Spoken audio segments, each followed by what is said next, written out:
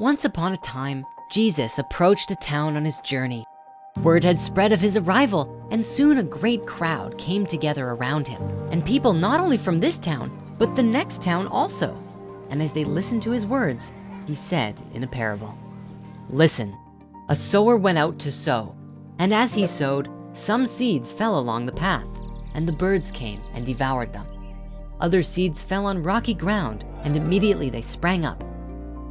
And when the sun rose, they were scorched, since they had no root, and withered away. Other seeds fell among thorns, and the thorns grew up and choked them, yielding no grain. And other seeds fell into good soil and produced grain, growing up and increasing and yielding 30-fold, and 60-fold, and 100-fold. And so, he who has the ears to hear, let him hear." Now, this is one of the most famous parables from Jesus' teachings, who explains himself that the seed is the wisdom, truth, and love in each and every heart. The seeds that fell along the path and were trodden underfoot or consumed by the birds of the air are those who have received the truth in their hearts, but they do not grow because the busyness of life consumes the mind and the seeds disappear from memory and the truth is not heard any longer. And the seeds that fell on the rocks are those who, when they hear the word, receive it with joy and grow enthusiastically. But these have no roots. They believe it for a while, but when they are asked to ground what they have received, they fall away.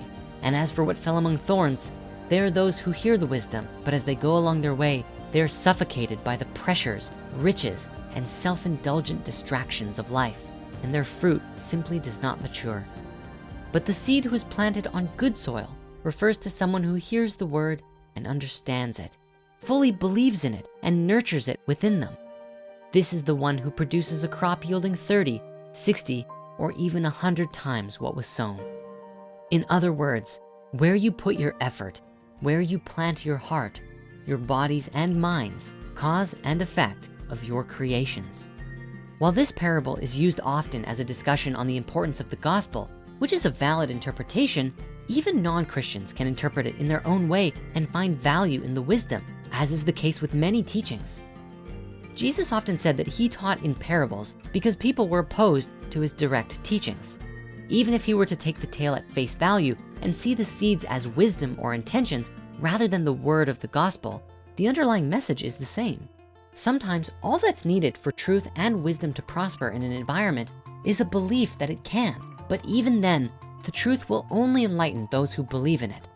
Ultimately, whatever walk of life you come from, this parable teaches us to be purposeful with everything that we do. Every thought that you think, take it as a chance to plant your own wisdom and truth in good soil, and the kingdom of heaven will be beholden unto you, whatever form that may take.